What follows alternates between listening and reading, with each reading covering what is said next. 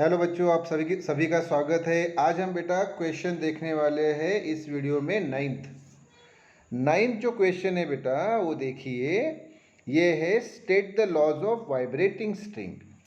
क्या है बेटा क्वेश्चन है state the laws of vibrating string.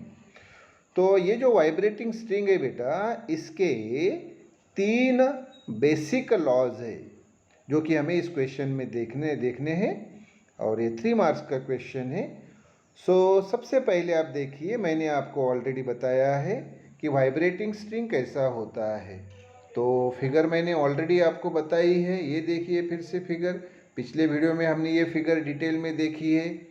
तो यहाँ पे बेटा आप देख सकते हैं कि ये जो है बेटा, ये है स्ट्रिंग, है ना। क्या है ये? स्ट्रिंग है बेटा।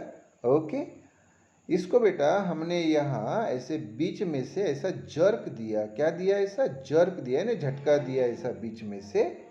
तो इसमें स्टेशनरी वेव तैयार हुई। क्या तैयार हुई बेटा? Stationary wave. देखो इधर से जाने वाली ये जो है बेटा, इधर से जाने वाली ये प्रोग्रेसिव वेव जो पॉजिटिव डायरेक्शन में जा रही है, और उधर से आने वाली ये बेटा ये फिर से प्रोग्रेसिव वेव, यानी सिंपल हार्मोनिक प्रोग्रेसिव वेव। तो एक वेव जो है बेटा वो इधर से गई, simple harmonic progressive wave positive x direction में, और एक सिंपल हार्मोनिक प्रोग्रेसिव वेव बेटा इधर आई नेगेटिव एक्स डायरेक्शन में। ओके, तो इससे ये हमें टोटल मिली बेटा, ये जो है ये टोटल मिली हमें स्टेशनरी वेव। क्या मिली बेटा? ये टोटल हमें स्टेशनरी वेव मिली। अच्छा ओके, तो आपको ये तो मालूम है दो एंड पे क्या तैयार होते हैं? ये दो नोड, और बिल्कुल बीच में क्या तैयार होता है? Anti node. ओके, इसमें स्ट्रिंग की लेंथ तो आप देख रहे हैं। ये जो बेटा स्ट्रिंग की लेंथ है, ये बेटा स्ट्रिंग की लेंथ यल। ओके, और ये अभी वाइब्रेट हो रही है तो इसकी फ्रीक्वेंसी एन। ओके, अच्छा, और यहाँ जो हमने इसको जर्क दिया यानी झटका दिया, मतलब हमने इसको यहाँ टेंशन लगाया, वो टेंशन टी बरोबर। और ये जो स्ट्रिंग है बेटा, इस स्ट्रिंग का मास per unit length small M यानी बेटा मास पर यूनिट लेंथ, यानी ही लीनियर डेंसिटी यम। ओके, तो यहाँ आप देख रहे बेटा कि टर्म्स कितने हैं। तो आप बोलेंगे सर एक टर्म तो यल है, दूसरा टर्म यन है, तीसरा टी है, और चौथा यम है। ओके, स्मॉल यम। तो अभी मैं आपको मेन क्वेश्चन के आंसर पे लेके आता हूँ। चलिए फिर देखिए। हाँ, तो हमें फिर से बताइए क्या देखना है? हमें देखना है बेटा state the laws of vibrating string. Vibrating string के जो लॉज है वो हमें इस क्वेश्चन में देखने हैं। ओके, तो जो क्वेश्चन मैंने आपको जो एक इम्पॉर्टेंट बात बताई थी कि हमारे पास फंडामेंटल फ्रीक्वेंसी का फॉर्मूला क्या है? Fundamental frequency of vibrations of वो जो स्ट्रेच स्ट्रिंग है, तो उसका फॉर्मूला है हमारे पास n equal to 1/2L into root T by M. ये फॉर्मूला है। फिर से बताइए क्या? n equal to 1/2L into root T by M, ये हमारे पास बेटा फॉर्मूला है जो कि पिछले क्वेश्चन में भी हमने देखा था। ये देखो हमारे पास ये फॉर्मूला है ये। तो यही फॉर्मूला जो है, यही फॉर्मूला अभी हम यहाँ पे यूज़ कर रहे हैं। ओके, तो फिर से सामने बढ़ने के पहले क्वेश्चन बताओ क्या है? State the laws of vibrating string. State the laws of vibrating string. Vibrating string के लॉज क्या है? तो अभी जो मैंने फिगर आपको बताई वो फिगर मैं फिर से ड्रॉ कर लेता हूँ यहाँ पे कि ये स्ट्रिंग और ये सिंपल हार्मोनिक प्रोग्रेसिव वेव, ये दूसरी सिंपल हार्मोनिक प्रोग्रेसिव वेव, तो ये हमें मिली स्टेशनरी वेव मिली बेटा। ओके, और ये स्ट्रिंग जो है इसको इधर भी अटैच किया हुआ है और इधर भी अटैच किया हुआ है रिजिड सपोर्ट्स को, जैसे कि वॉल को। यस, हाँ यस। तो ये फिगर अभी आप देख रहे हैं।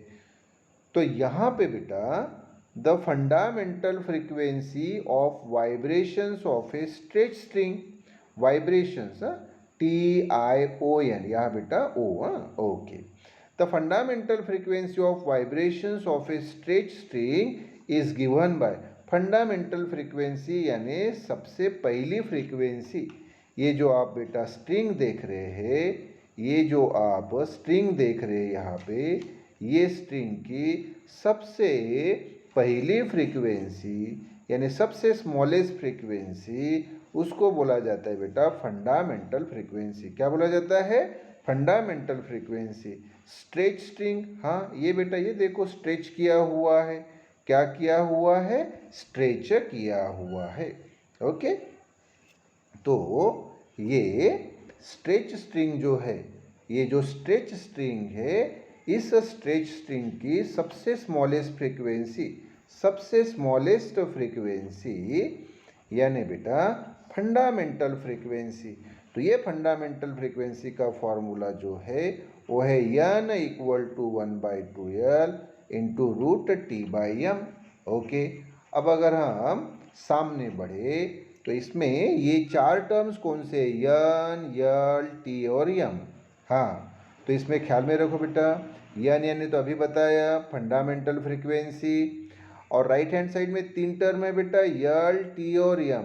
इसीलिए बेटा ये तीन बेसिक लॉज पहले यहाँ पे तैयार होते हैं कि n का रिलेशन l के साथ क्या रहेगा, n का रिलेशन t के साथ क्या रहेगा, n का रिलेशन इस m के साथ क्या रहेगा। ओके, तो वो तो हम अभी देखेंगे ही, लेकिन उसके पहले कि भाई यहाँ पे ये n आपको मालूम हो गया कि n ये सर फंडामेंटल फ्रीक्वेंसी है इस वाइब्रेटिंग स्ट्रिंग की। यस, यल क्या है? तो यल तो अभी बताया बेटा वेयर यानी इस फॉर्मूले में यल क्या है? तो यल = लेंथ ऑफ वाइब्रेटिंग स्ट्रिंग। तो ये जो बेटा आप स्ट्रिंग देख रहे हैं, इस स्ट्रिंग की लेंथ, तो इस स्ट्रिंग की लेंथ ये देखो यहाँ से यहाँ तक, ये जो बेटा लेंथ है यल। ओके, तो यल यानी लेंथ ऑफ वाइब्रेटिंग स्ट्रिंग।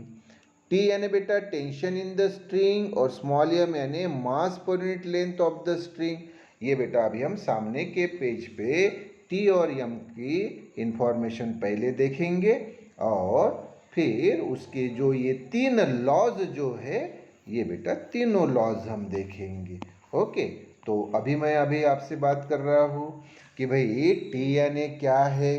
तो ये देखो टी यानी बेटा tension in the string, string में का टेंशन है, टी यानी टेंशन इन द स्ट्रिंग। और यम यानी वो भी बताया mass per unit length of the string. वो जो स्ट्रिंग है बेटा उसका mass upon length, per unit का मतलब अपॉन होता है बेटा, तो स्मॉल यम यानी मास upon length of the string. String जो है उसका मास अपॉन लेंथ, हाँ यानी स्मॉल यम। तो पहला जो लॉ है बेटा, फर्स्ट जो लॉ है वो अभी हम देखेंगे, फर्स्ट लॉ। तो देखिए फर्स्ट लॉ, तो ये फर्स्ट उसको बोला जाता है बेटा लॉ ऑफ लेंथ। तो चलो मुझे पहले तो फार्मूला बताओ, फार्मूला क्या है? तो आप बोलेंगे सर n = 1/2L √T/m। बिल्कुल सही, ये फार्मूला है हमारे पास। तो पहला जो हमें लॉ देखना है उसको बोला जाता है लॉ ऑफ लेंथ। तो इसमें बेटा n का रिलेशन हमें l के साथ देखना है कि n का रिलेशन l के साथ क्या है। तो आप देख रहे बेटा, मैंने कई बार आपको बताया जो टर्म्स न्यूमेरेटर में रहते हैं उसके साथ रिलेशन, इस n का रिलेशन क्या रहेगा? ये जैसे t न्यूमेरेटर में है तो n का रिलेशन t के साथ डायरेक्टली प्रोपोर्शनल है, लेकिन जो टर्म डिनोमिनेटर में होते हैं उनके साथ रिलेशन इन्वर्सली प्रोपोर्शनल में रहता है। तो n का रिलेशन l के साथ क्या रहेगा? Inversely proportional. n का रिलेशन स्मॉल m के साथ क्या रहेगा? Inversely proportional. तो पहले अभी हमें n का रिलेशन l के साथ देखना है, तो क्या होगा बताओ फिर? तो यहाँ पे बेटा आप देख सकते हैं कि ये जो यन है इसका रिलेशन यल के साथ inversely proportional, n is inversely proportional to l. ये देखो यन इज इन्वर्सली, इसको पढ़ने का तरीका बता रहा हूँ बेटा, n is directly proportional to 1/l ऐसा बोल सकते हैं, लेकिन वैसा बोलना नहीं, n is inversely proportional to l, n का रिलेशन यल के साथ इन्वर्सली प्रोपोर्शनल है। अगर बाकी ये दो टर्म बेटा कांस्टेंट रखे तो इफ टी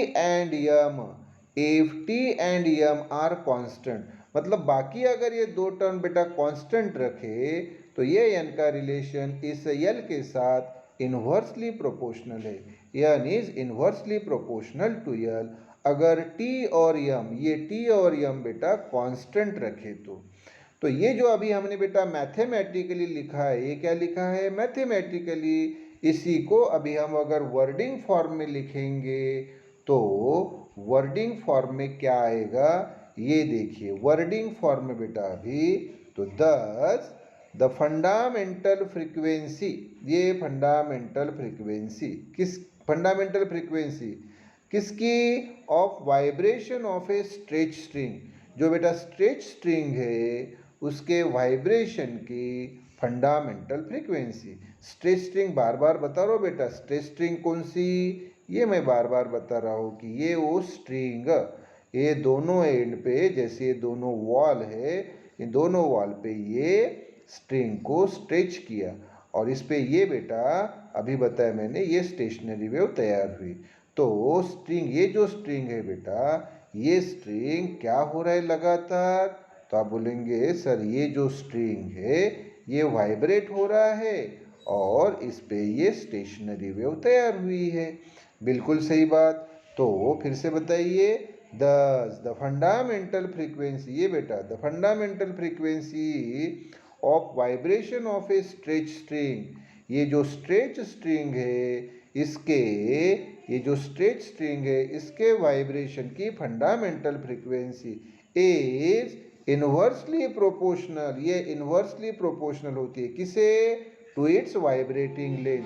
ये जो वाइब्रेटिंग लेंथ है बेटा यल, इस वाइब्रेटिंग लेंथ को इन्वर्सली प्रोपोर्शनल। चलो फिर से बताओ, thus the fundamental frequency of vibration of a stretch string, ये यल, is inversely proportional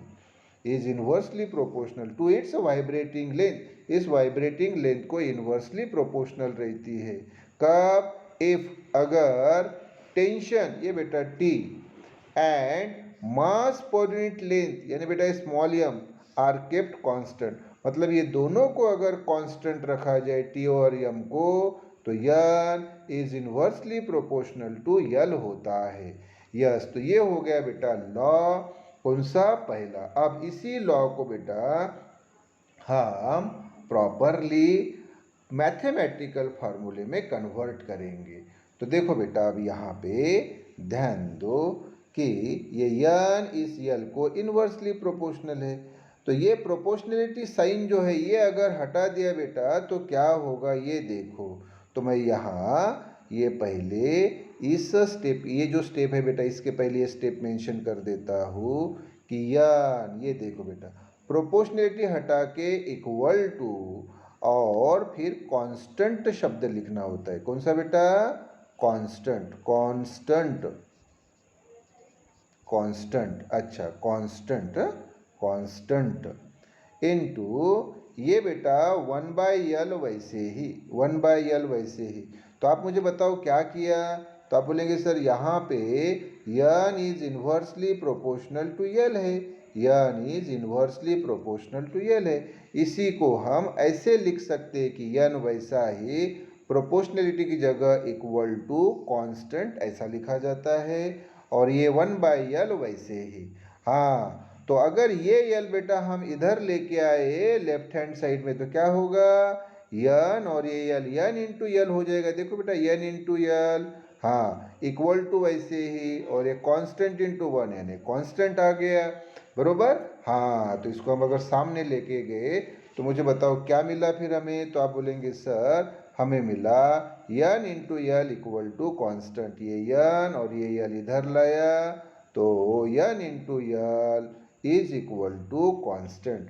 अच्छा, ये फार्मूला है बेटा हमारे पास। इसी को अगर हमने इनिशियल और फाइनल केस में कन्वर्ट किया, तो इनिशियल और फाइनल केस में कन्वर्ट किया तो इसी को हम कैसे लिख सकते हैं, ये ध्यान दो। n1 L1 is equal to n2 L2। क्या बेटा, n1 L1 equal to n2 L2। ये 2 बेटा, ये दिस इज 2, ये 2 है, 2। हाँ, तो n1 L1 equal to n2 L2, ये बेटा हमें मिला।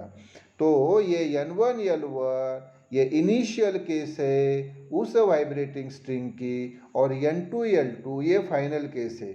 अब बोलेंगे सर n1 क्या है, तो जो n1 है बेटा, ये जो n1 है ये फंडामेंटल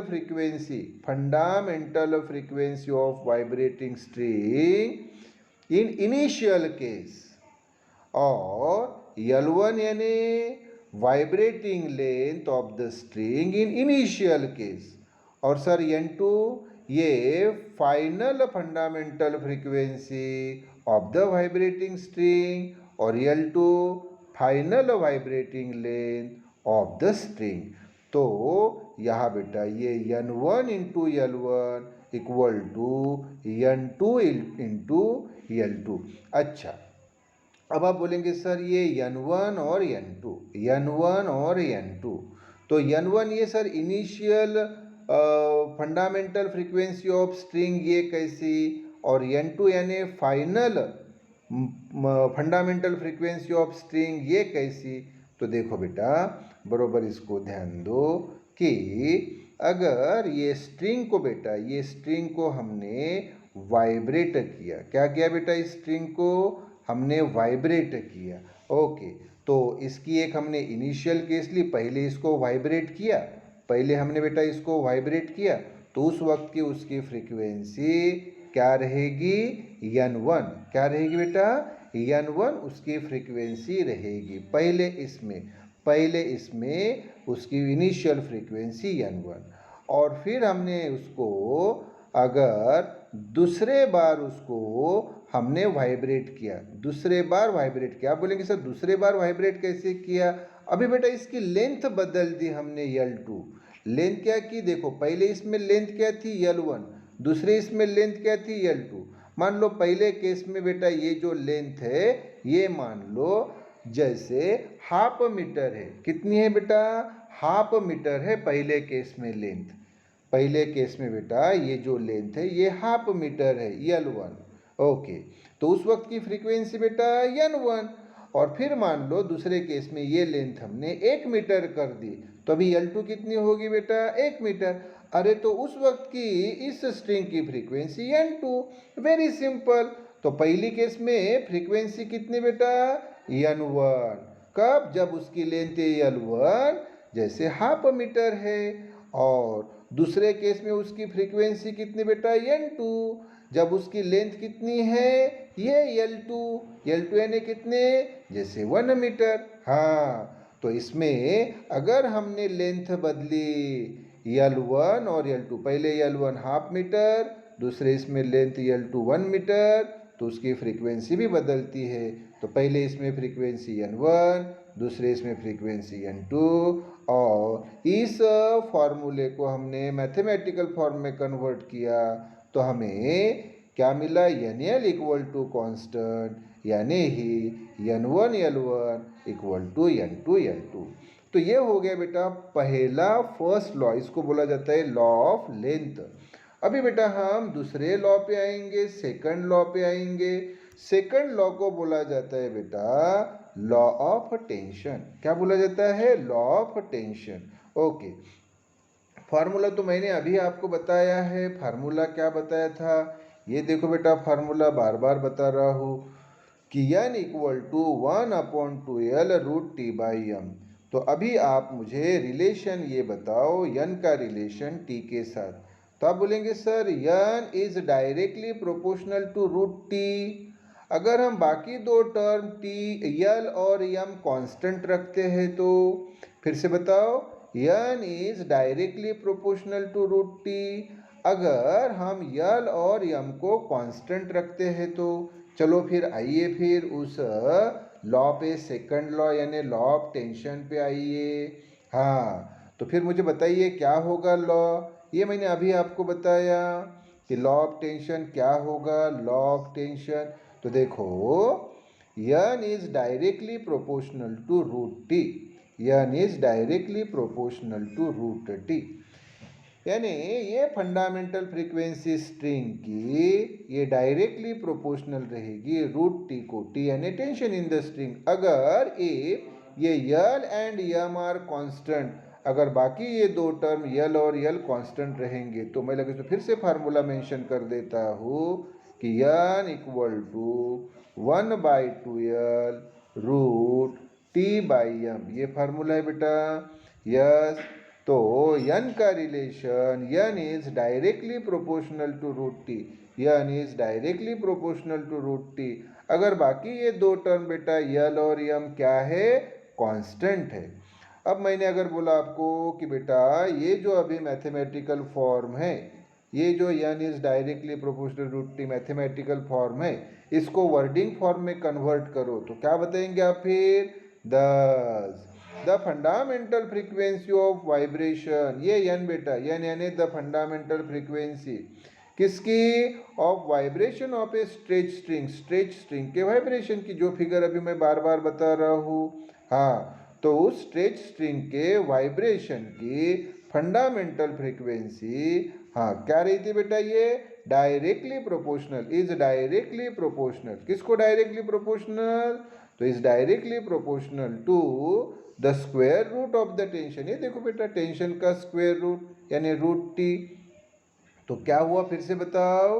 दस the fundamental frequency of vibration of a stretch string is inversely proportional to the square root of the tension. क्या बेटा, is directly proportional to the square root of the tension. कब, if the length यानी l and m यानी mass per unit length are kept constant, यानी l और m को अगर constant रखा तो n is directly proportional to root l root T होता है। तो n is directly proportional to root T. अच्छा, तो अब मुझे बताओ इस स्टेप को। ये देखो, n is directly proportional to root T. तो अगर याद ध्यान दो कि ये प्रोपोर्शनलिटी साइन अगर हटा दिया, ये आपको मालूम है प्रोपोर्शनलिटी साइन हटा के हम इक्वल टू कांस्टेंट लिखते हैं। लिखो बरा फिर ये प्रोपोर्शनलिटी साइन हटा के इक्वल टू कांस्टेंट, तो क्या होगा ये मैं मेंशन कर देता हूँ लगेज। तो क्या कि यन, हाँ डायरेक्टली प्रोपोर्शनल हटा के इक्वल टू ये कांस्टेंट शब्द लिखा, हाँ, और ये इनटू रूट टी वैसे ही है ना। यस, तो क्या होगा, n is equal to constant into root T बरोबर। अगर ये रूट टी इधर लाया हमने लेफ्ट हैंड साइड में, तो यन के साथ ये डिवीजन में आ जाएगा कि नहीं, क्या आएगा, ये स्टेप आएगी बेटा। तो n upon root T, n upon root T is equal to constant. N upon root T equal to constant. क्या बेटा फिर से बताओ, n upon root T equal to constant आया। सही बात है।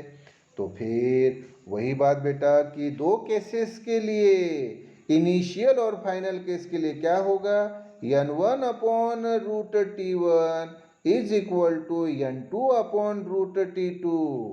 फिर से वही बात, n1 यानी पहली केस में जो फंडामेंटल फ्रीक्वेंसी स्ट्रिंग की, तो fundamental frequency of string in initial case यानी initial fundamental frequency of the string, yes, और n2 final fundamental frequency of the string, final fundamental frequency of the string, yes. T1 यानी initial tension in the string, T2 यानी final tension in the string. फिर आपका प्रश्न रहेगा कि sir ये figure से बताइए बरा, n1 और n2, T1 और T2। चलो फिगर से बताता हूँ। वही फिगर बेटा, ये स्ट्रिंग दोनों एंड पे हमने इसको रिजिड वॉल से इसको स्ट्रेच करके रखा है, ओके। और इसमें बेटा क्या तैयार हुई है, ये यहाँ आप देखेंगे कि इसमें ये हमने स्टेशनरी वेव बनाई, ये जाने वाली और ये आने वाली। हाँ, तो ये बेटा हमें मिली है स्टेशनरी वेव। अच्छा, अब ये जो हमारे पास फार्मूला है बेटा, ये जो फार्मूला हमें मिला, अच्छा, तो अभी मान लीजिए अभी पहले इस स्ट्रिंग को हमने जर दिया, यानी झटका दिया। हाँ, मान लो पहले कम झटका दिया, उस वक्त का टेंशन T1 कितना बेटा, टेंशन T1 मान लो 1 न्यूटन का। कितने न्यूटन का बेटा टेंशन लगाया, 1 न्यूटन का हमने टेंशन लगाया यहाँ पे T1। ओके, तब इसकी जो फ्रीक्वेंसी है, ये स्ट्रिंग के वाइब्रेशन की जो फ्रीक्वेंसी है, स्ट्रिंग के वाइब्रेशन की जो फ्रीक्वेंसी है, ये जो स्ट्रिंग वाइब्रेट होगी उसकी फ्रीक्वेंसी n1। और दूसरी कौन सी बेटा, अगर मान लीजिए अभी हमने टेंशन बढ़ा दिया, ये टेंशन बेटा 1 न्यूटन की जगह मान लो 2 न्यूटन कर दिया। क्या कर दिया, 2 न्यूटन। हाँ, तो अभी इसकी जो फ्रीक्वेंसी है बेटा, ये n2 अभी दूसरी रहेगी। जब 1 न्यूटन लगाया टेंशन तो फ्रीक्वेंसी n1 पहले केस में, और फिर टेंशन बेटा हमने 2 न्यूटन लगाया तो नई फ्रीक्वेंसी तैयार होगी n2। यस, तो कौन सा फार्मूला मिला बेटा हमें बताओ, तो जनरलाइज फार्मूला मिला ये कि n/√t equal to constant. Therefore अगर ये दो केसेस के लिए हमने यूज किया तो n के जगह n1, √t के जगह √t1 इक्वल टू n के जगह n2 और √t के जगह t2। यस, तो ये हो गया बेटा सेकंड लॉ। अगर अभी हम थर्ड लॉ पे आए तो थर्ड लॉ जो है उसको हम बोलते हैं बेटा लॉ ऑफ मास। क्या बोलते हैं, लॉ ऑफ मास, यानी n का रिलेशन m के साथ। मैं फिर से फार्मूला आपको बता रहा हूँ, क्या है formula, n equal to 1/2l root t/m, है ना ये फार्मूला। यस, ये फार्मूला है। तो अभी यहाँ n का रिलेशन m के साथ स्मॉल m क्या है आपको मालूम है, मास पर यूनिट लेंथ, मास पर यूनिट लेंथ। इसलिए बेटा ये जो लॉ आप देख रहे हैं तीसरा, ये लॉ ऑफ मास। लेकिन आप एक प्रश्न मुझे पूछ सकते हैं कि सर यहाँ स्मॉल एम यानी मास पर यूनिट लेंथ है, तो ये तो लॉ होना चाहिए sir, law of mass per unit length ऐसा होना चाहिए। सही बात है बेटा, लेकिन इसमें इसको मतलब law of mass per unit length लिखने के बजाय साइंटिस्ट ने उसको सिंपल वे में लॉ ऑफ मास लिखा है, क्योंकि स्मॉल एम में बेटा, स्मॉल एम में मास छिपा है ना, स्मॉल एम यानी मास अपॉन लेंथ स्ट्रिंग का। मैं फिर से बता रहा हूँ कि ये जो बेटा स्ट्रिंग है, ये देखो बरोबर ध्यान दो, ये जो बेटा स्ट्रिंग है, ये स्ट्रिंग में ये स्टेशनरी वेव तैयार हुई। हाँ, तो ये स्ट्रिंग की बेटा ये जो लेंथ है ना, ये लेंथ है उसकी, ये लेंथ, और इसका जो मास रहेगा स्ट्रिंग का, अब थोड़ी देर के लिए मान लीजिए इसका मास है 10 ग्राम, कितना, 10 ग्राम, और इसकी लेंथ जो है वो मान लो 1 मीटर है। हाँ, 1 मीटर, तो स्मॉल एम जो है बेटा, स्मॉल एम ये क्या होगा बताओ, तो आप बोलेंगे सर स्मॉल एम यानी मास अपॉन लेंथ, बरोबर। अच्छा, तो मास हमने कितना लिया इस स्ट्रिंग का, मान लो 10 ग्राम। अच्छा, और हमने इसकी लेंथ कितनी ली, मान लो ये लेंथ 1 मीटर है, 1 मीटर। ओके, अच्छा, तो ये बेटा 10/1 यानी क्या हो गया, 10/1 यानी आप बोलेंगे सर ये 10 हो गए, और ये बेटा ग्राम पर मीटर, वैसे ही ग्राम पर मीटर। हाँ, तो स्मॉल एम मास पर यूनिट लेंथ कितनी आ गई, 10 ग्राम पर मीटर। जब प्रॉब्लम सॉल्व करने का रहेगा तब हम इसको ग्राम को केजी में बदल देते हैं, तो बड़ी सिंपल सी बात है। लेकिन अभी सादी भाषा में 10/1 यानी 10 ग्राम पर मीटर। यस, तो ये हो गया बेटा स्मॉल एम। क्या हो गया बेटा, ये small M. Yes, small M हमारे पास आ गया। Okay, yes. तो फार्मूला फिर से मेंशन कर लेते हैं। क्या है हमारे पास formula? n equal to 1/2l root T by m. हाँ, तो रिलेशन किसके बीच में बता रहे बेटा? n का रिलेशन m के साथ। अगर बाकी के दो टर्म t और m कांस्टेंट है तो देखो, if l and t are constant, अगर ये l और t कांस्टेंट है तो चलो फिर से बताओ मुझे ये कि n is inversely proportional to root m, n is inversely proportional to root m। अगर l और t कांस्टेंट है तो if l and t are constant, तो इसी मैथमेटिकल पार्ट को अगर आप वर्डिंग फॉर्म में बताए तो क्या होगा बताइए? तो हम इसको थोड़ा सा सामने लेके जाते हैं। देखो, इसको हम सामने लेके आ गए तो ये क्या होगा वर्डिंग फॉर्म में? फिर बताओ। द फंडामेंटल फ्रीक्वेंसी यानी n बेटा, ये n द फंडामेंटल फ्रीक्वेंसी किसकी? Of vibration of a stretch string. ये स्ट्रेच स्ट्रिंग के वाइब्रेशन की फंडामेंटल फ्रीक्वेंसी क्या होती है? ये is inversely proportional, inversely proportional होती है किसे? ये रूट m को, यानी to the square root of its mass per unit length. तो पूरा बताओ। Thus, the fundamental frequency of vibration of a straight string is inversely proportional to the square root of its mass per unit length if अगर if the length, ये देखो length and tension ये t are kept constant, अगर इस l और t को constant रखा जाए तो हाँ, तो n is inversely proportional to root m। Yes. अब अगर फिर से वही बात बेटा, फिर से वही बात कि ये जो प्रोपोर्शनलिटी है n is inversely proportional to root m, तो प्रोपोर्शनलिटी की जगह हम क्या लिखते हैं? Equal to constant. अगर वैसा लिखा तो क्या होगा बताओ फिर? तो आप बोलेंगे सर ये n जो है ये वैसे ही, ये प्रोपोर्शनलिटी की जगह sir equal to constant, equal to constant ये आया, इनटू ये जो 1/√m है ये वैसे ही ये आ गया, बरोबर है। तो ये √m बेटा अगर मैं इधर n के तरफ लूँ तो क्या होगा मुझे बताओ? तो ये स्टेप मिलेगी ना बेटा? क्या मिलेगी? n इंटू ये √m, ये देखो n into √m equal to ये कांस्टेंट बेटा वैसे ही, यस ये आ गया। अगर हम इसको फिर दो केसेस के लिए लिखे बेटा, इनिशियल और फाइनल केस के लिए, किसके लिए? इनिशियल और फाइनल केस के लिए अगर हम इसको लिखे तो मुझे बताओ क्या होगा? तो आप बोलेंगे सर n की जगह n1, ये √m की जगह √m1 इक्वल टू वैसे ही, और फाइनल केस में n की जगह n2 और √m की जगह √m2, ये बेटा 2, हाँ ये 2 बेटा, हाँ। तो n1 into √m1 equal to n2 into √m2। आप बोलेंगे सर इसका मतलब ये सर फिगर से बताइए।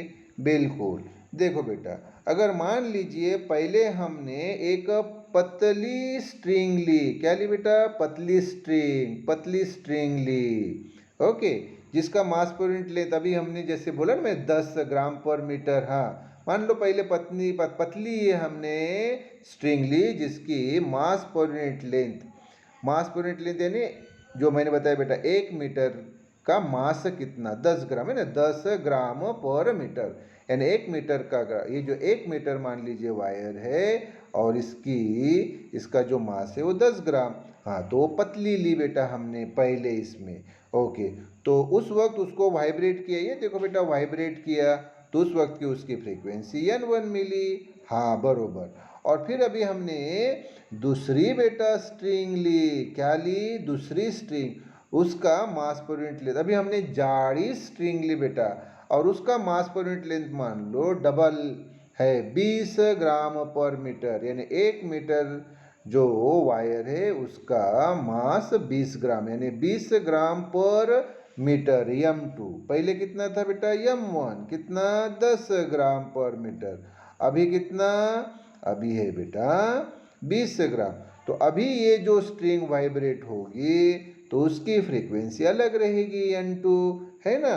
तो ये बेटा n1 यानी initial fundamental frequency of the string और n2 यानी final fundamental frequency of the string. हाँ, m1 यानी initial mass of the string, जो पहली स्ट्रिंग यूज हुई थी, और m2 यानी final mass of the string, यानी जब हमने दूसरी स्ट्रिंग यूज की। यस, तो ये बेटा हमें फार्मूला मिला। क्या मिला फिर? n1 root m1 equal to n2 root m2। तो इस प्रकार से कितने लॉज हुए बेटा? तो आप बोलेंगे 3 लॉज हुए। यस, तो तीनों लॉ कौन से बताओ? तो देखो, तीसरा लॉ तो ये बेटा, लॉ ऑफ मास।